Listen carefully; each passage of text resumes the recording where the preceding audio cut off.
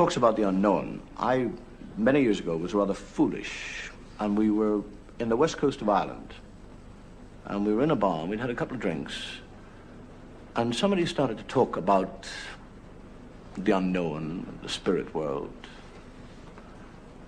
and the conversation came up about the gravedigger's house,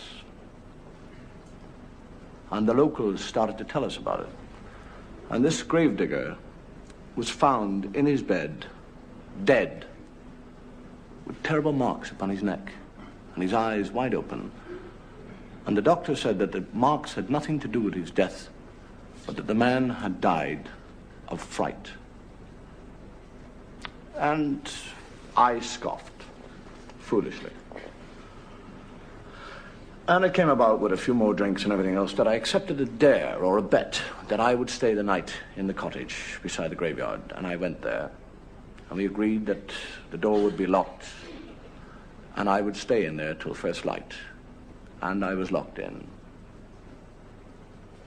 And I don't know really what happens, but I think a great deal of fear is in one's mind. It was dank, it was cold. The effects of the booze began to wear off. And I began to think, what in the name of God are you doing? And I felt, I don't know what it was an instinct, it was something stronger than me, pulled me towards this bed where this man had died. And I was drawn, I fought against it, and I was drawn nearer and nearer to this bed.